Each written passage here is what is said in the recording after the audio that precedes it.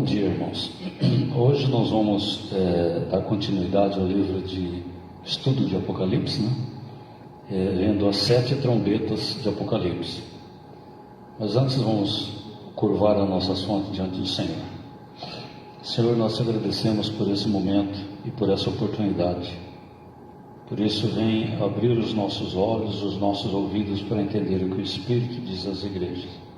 Abre o nosso coração, Senhor. Não queremos ouvir palavras humanas, mas queremos ouvir o falar do Teu Espírito nessa manhã. Abre o nosso coração, Senhor. Nós te agradecemos em nome de Jesus. Amém. Bom, os versículos que a gente vai ler hoje estão em Apocalipse 8, de 1 a 3, 9, de 1 a 21 e 11, 14 e 15, que falam sobre as 7 trombetas de Apocalipse. As 7 trombetas de Apocalipse tem muito estudo a respeito disso e várias opiniões sobre o assunto, várias correntes teológicas, mas nós hoje vamos procurar seguir exatamente o que está escrito na palavra e deixar que o Espírito Santo vai orientando e abrindo os nossos ouvidos para ouvir o que o Senhor tem para dizer hoje. Apocalipse 8:1 mostra um silêncio no céu, antes que os 7 anjos tocassem as 7 trombetas. Houve um silêncio no céu, um momento de solenidade, semelhante a uma partida de futebol, quando uma pessoa pede 1 minuto de silêncio. Só que aqui não foi um minuto de silêncio, aqui foi bem mais. Então o versículo 1 fala: e havendo aberto o 7º selo, fez-se silêncio no céu quase por meia hora. Não é 1 minuto de silêncio, foi meia hora de silêncio. Então foi algo muito solene que estava para acontecer. Em Apocalipse 2 mostra que os 7 anjos com as suas 7 trombetas, Então o versículo 2 fala: e vi 7 anjos que estavam diante de Deus, e foram lhe dadas as 7 trombetas. Apocalipse 8, de 3 a 5, mostra um outro anjo, um incensário contendo as orações dos santos. Então, antes que começasse a tocar as trombetas, apareceu um anjo além desses 7, um outro anjo, com um incensário contendo as orações dos santos. Ali, nesse incensário, encontra todas as orações de todos os filhos de Deus ao longo de toda a era da igreja. E não só da igreja, que eu acredito que também da época de Israel também. Todas as orações estão contidas aqui, nesse incensário. Versículo 3 fala assim: e veio outro anjo e pôs-se junto ao altar, tendo um incensário de ouro, e foi-lhe dado muito incenso para o pôr com as orações de todos os santos sobre o altar de ouro que está diante do trono. E o versículo 4 fala: e a fumaça do incenso subiu com as orações dos santos, desde a mão do anjo até diante de Deus. Aqui é bom ressaltar que santos nessa passagem aqui não são as pessoas que foram canonizadas, e sim todos aqueles que foram chamados para ser santos. Apocalipse 6:10 diz o seguinte: e clamavam com grande voz, dizendo: até quando, ó verdadeiro e santo dominador, não julgas e vingas o nosso sangue dos que habitam sobre a terra? Inclusive, esses que já foram martirizados, também as orações deles chegam diante do trono de Deus nesse momento. O versículo 5: e os 5 anjos, e o anjo tomou o incensário e o encheu do fogo do altar e o lançou sobre a terra, e houve depois vozes e trovões e relâmpagos e terremotos. Versículo 6: e os 7 anjos que tinham as 7 trombetas prepararam-se para tocá-las. Então agora começa as 7 trombetas, depois de todo esse cerimonial. Aí começa o Apocalipse 8:7, mostra a primeira trombeta, e 1/3 da vegetação da terra foi contaminada, foi destruído, né, por essa praga. E diz o seguinte, o versículo 7: e o primeiro anjo tocou a sua trombeta, e houve saraiva de fogo misturado com sangue, e foram lançados na terra, que foi queimada na sua terça parte. Queimou-se a terça parte das árvores, e toda a erva verde foi queimada. Então aqui a gente vê a destruição dos vegetais por enquanto. 1/3 da terra foi. Mas muitos homens que estavam presentes nessa situação também foram, né? Mas foi mais direcionado à vegetação. A gente vê um paralelo em Êxodo 9:26, alguma coisa parecida, que diz o seguinte: quando o povo de Israel estava para sair do Egito, aí foi dado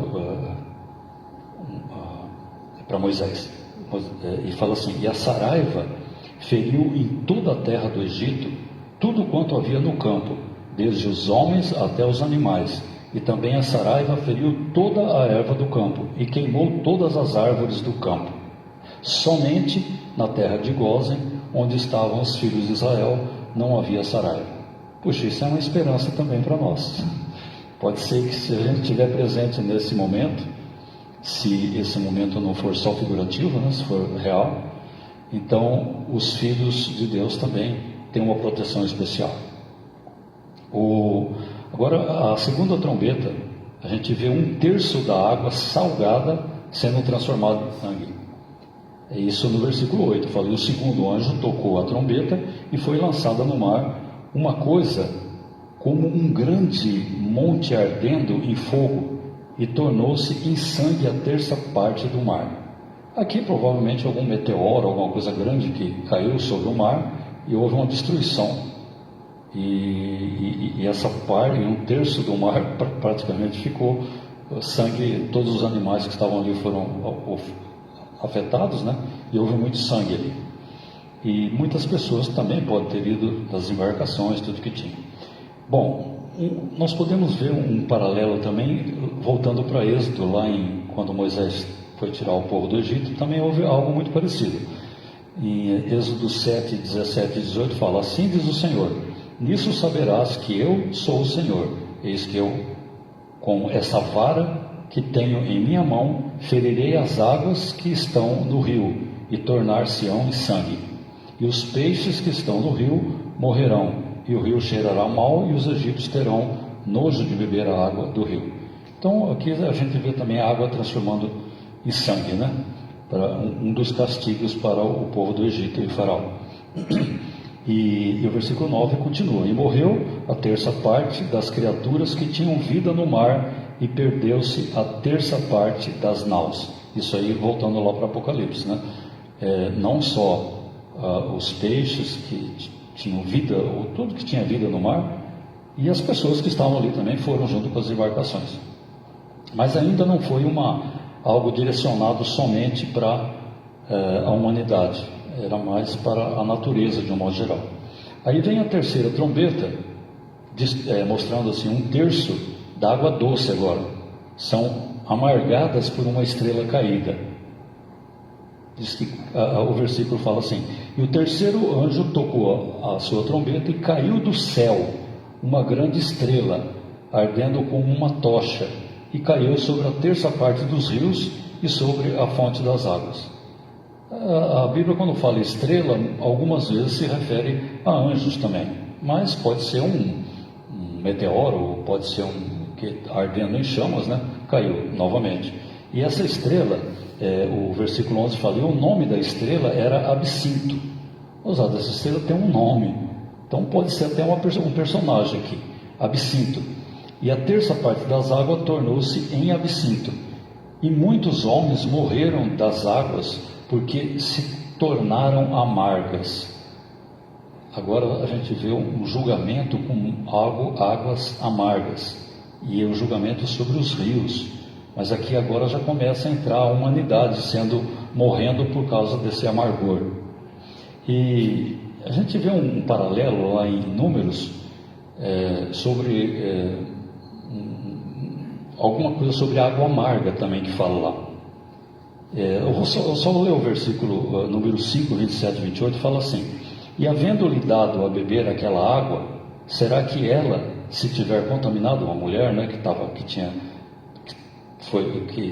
estava com suspeita de pecado pelo marido ciumento, então ele mandou ela para o sacerdote. O sacerdote naquele tempo ele dava uma água amarga para a mulher. Se ela tivesse culpa, ela seria condenada. Se ela não tivesse culpa, aquela água amarga não ia lhe fazer mal. Interessante, né?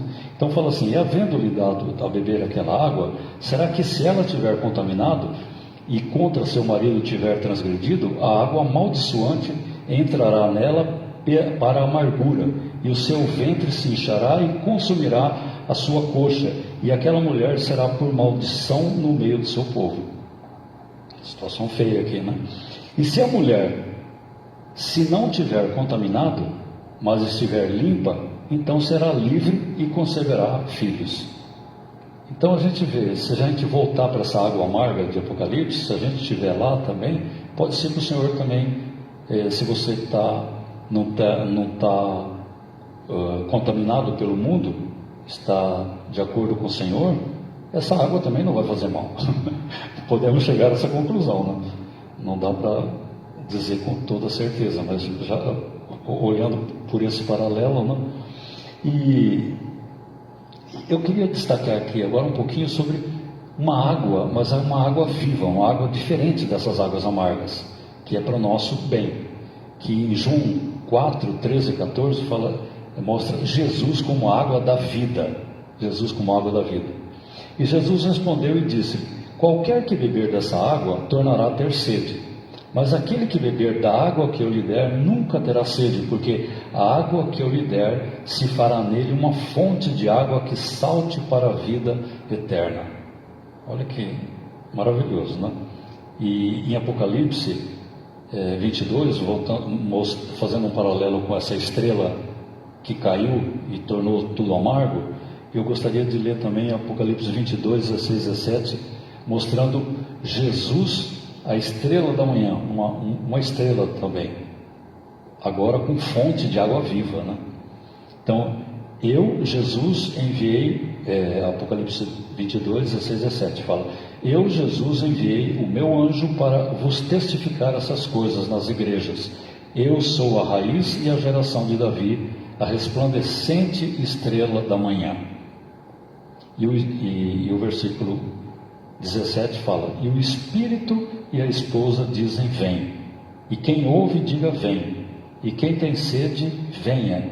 E quem quiser, tome de graça da água da vida.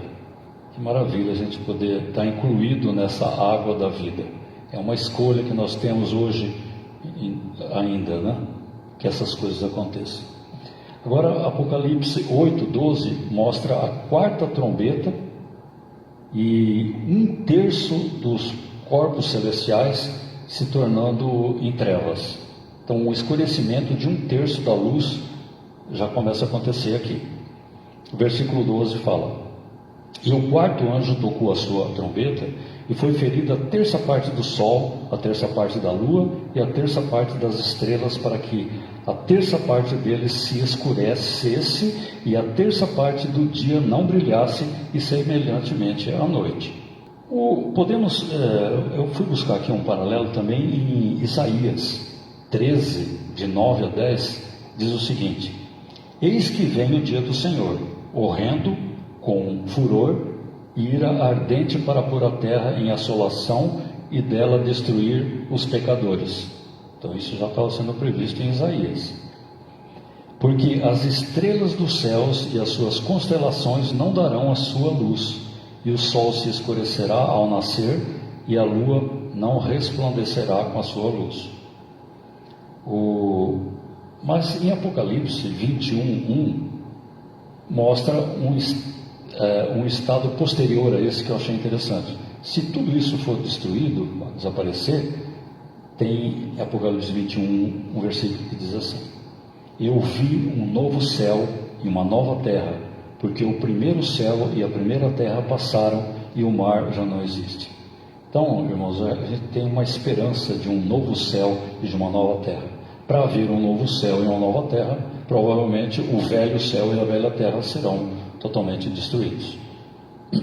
Até que tem uma passagem também em Apocalipse, que eu não lembro agora, que diz que João viu o céu se enrolando como um pergaminho.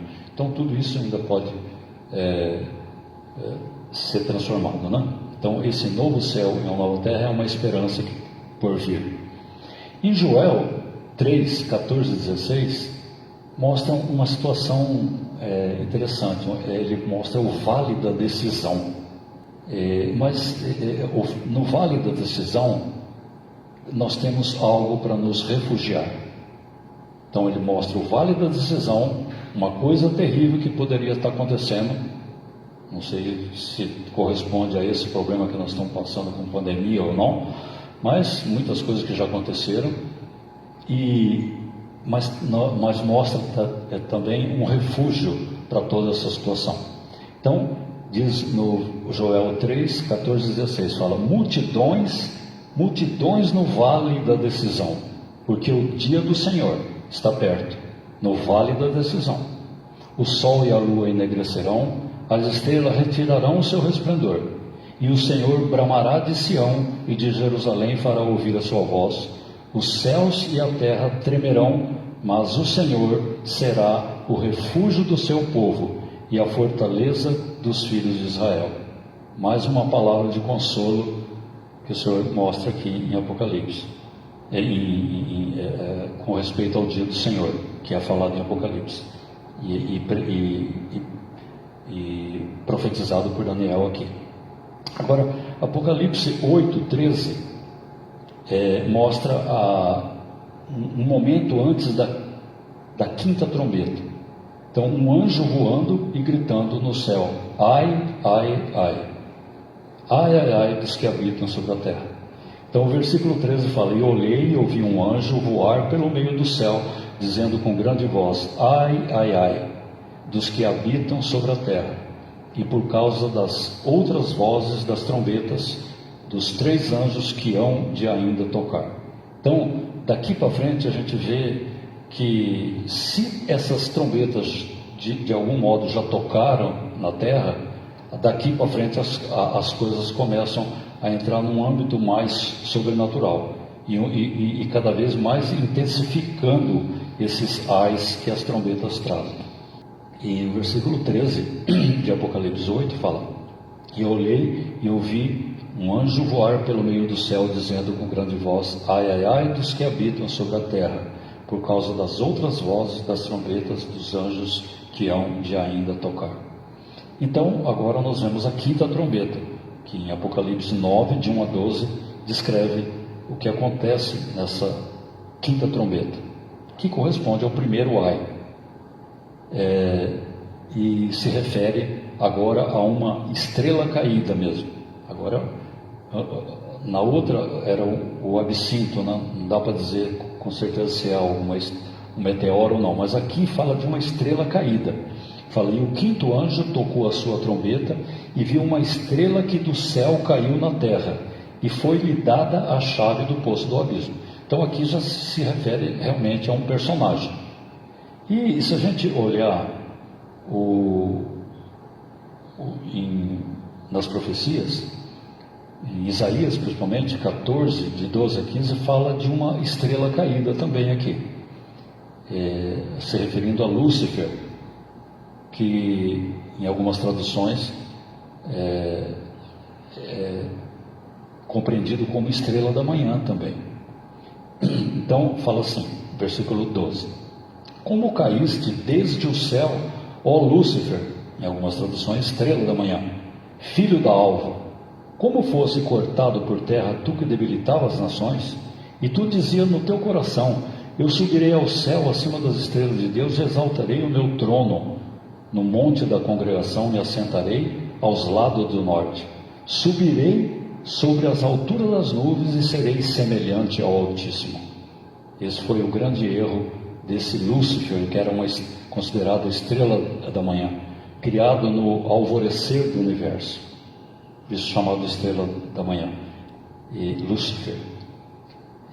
Só que, contudo, o versículo 15 fala: contudo, levado serás ao inferno, o mais profundo do abismo. Puxa, aqui a gente vê duas palavras, inferno e abismo. O inferno, no grego, significa, está escrito como Tártaros. E quando se refere a esse anjo caído, inferno, Tártaros quer dizer extremamente gelado. Eu pensava que era quente o inferno, mas aqui fala extremamente gelado.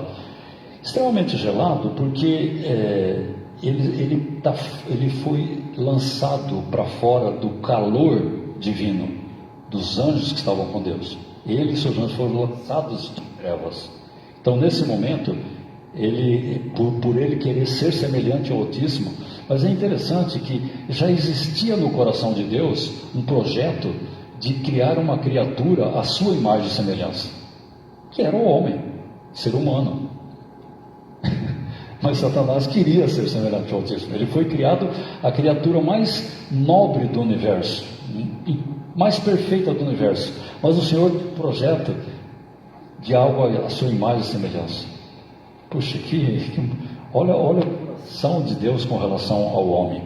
O homem aqui é considerado algo mais importante do que essa própria criatura, porque Satanás quis criar a imagem e semelhança de Deus, mas o homem foi criado à imagem e semelhança de Deus. Puxa, agora que essa queda foi terrível. E contudo, levado serás ao inferno, ao mais profundo do abismo. A gente sabe que o abismo está relacionado a julgamento dos demônios, né? Ou aqueles que se rebelaram com Satanás quando antes do homem ser formado do pó da terra, já havia essa rebelião, porque quando o homem foi formado, Satanás chegou e se apresentou ali em forma de serpente. Então essa queda já tinha existido. E o mar, o abismo aqui se refere ao mar em várias passagens da Bíblia. Uma das passagens que mostra esse relacionamento do abismo com o mar em Lucas 8:31, mostra que ali é um confinamento de demônios também. Então Lucas 8:31 fala: e rogaram-lhe que os não mandasse para o abismo.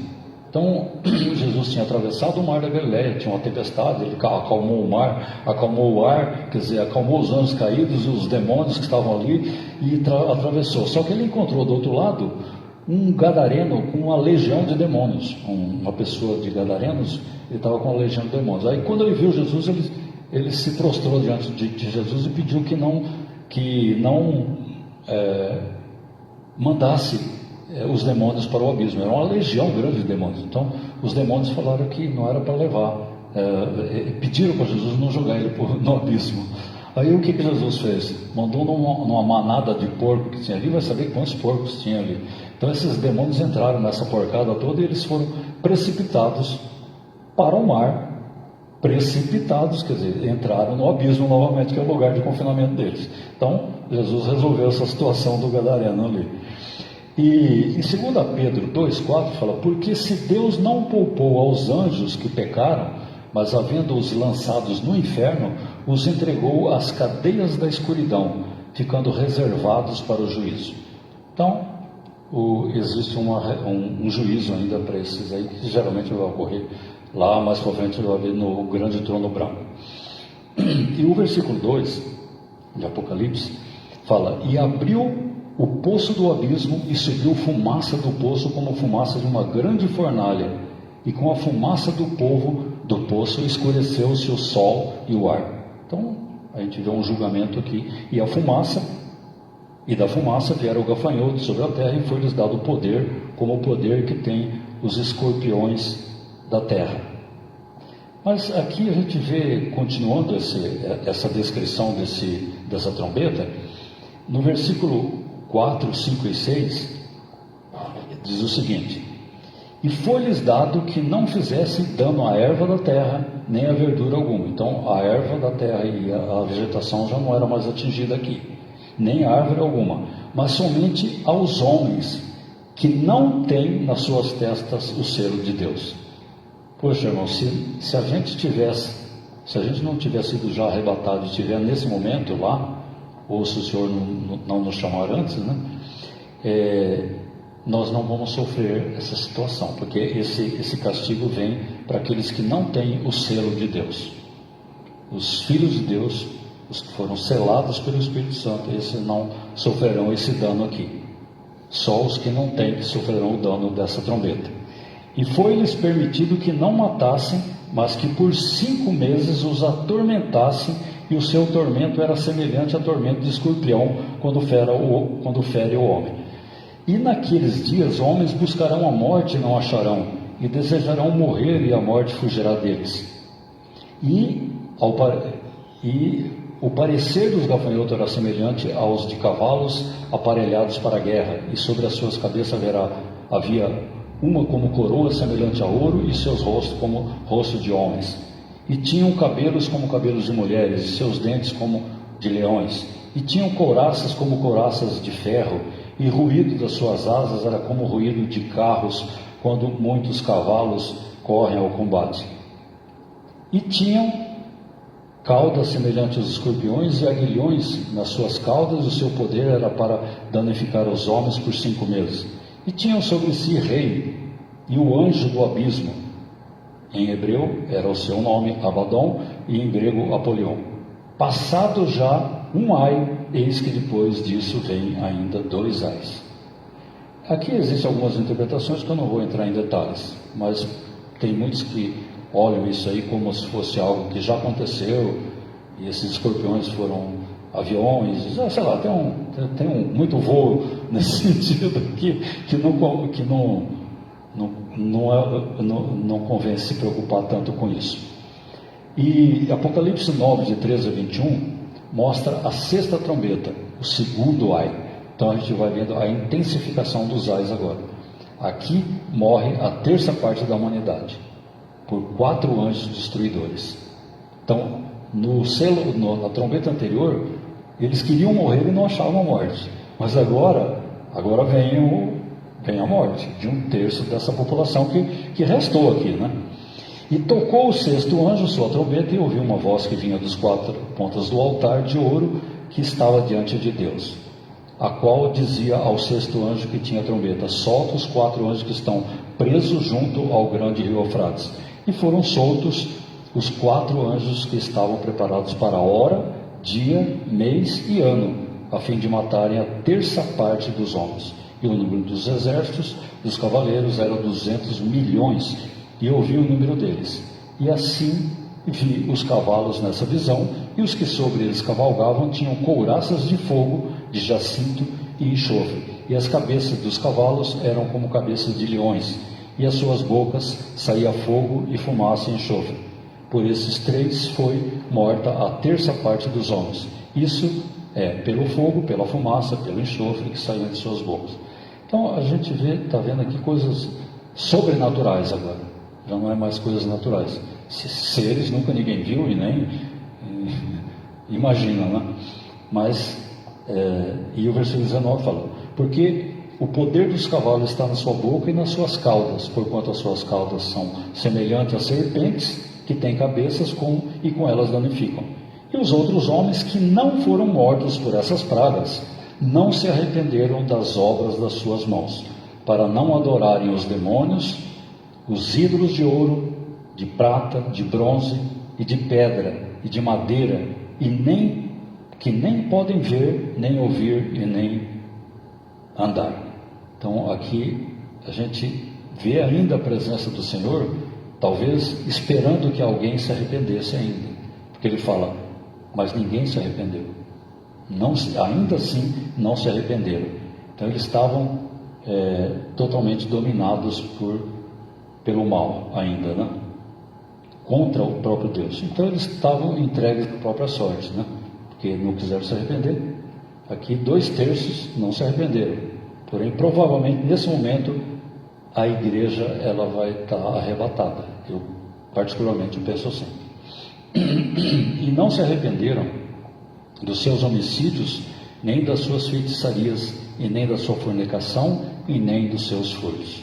Então aqui é uma situação uma prática, né? Pessoas que vivem nessa prática aí e não querem saber do Senhor. Aqui teria muita coisa para ser falada, mas eu só vou falar das 7 trombetas, então eu estou dando uma pincelada geral, resumindo, porque cada trombeta dá para dar uma mensagem, tá certo? Apocalipse 11, 14 e 15 fala da 7ª trombeta, a última trombeta, que corresponde ao 3º ai, incluindo os 7 flagelos e as 7 taças da ira de Deus. Isso aí vai ser mais para frente, outro assunto para ser comentado. Eu só vou comentar mais aqui da 7ª trombeta, o versículo 14 fala: e passado o 2º ai, eis que o 3º ai cedo virá. Então ainda vai ter mais um ai, mas eu não vou comentar sobre esse ai não, isso aí vai ser coisa para frente. O que me chamou a atenção aqui foi entre o 3º ai e o toque dessa trombeta, houve uma coisa interessante. Apocalipse 11, o versículo 15 fala assim, mostra o anúncio da vitória para os fiéis antes do 3º ai. Olha que coisa. Então ele fala assim, ó, versículo 15: e o 7º anjo tocou a sua trombeta, e houve no céu grandes vozes que diziam: os reinos desse mundo vieram a ser de nosso Senhor e de seu Cristo, e ele reinará para todo sempre.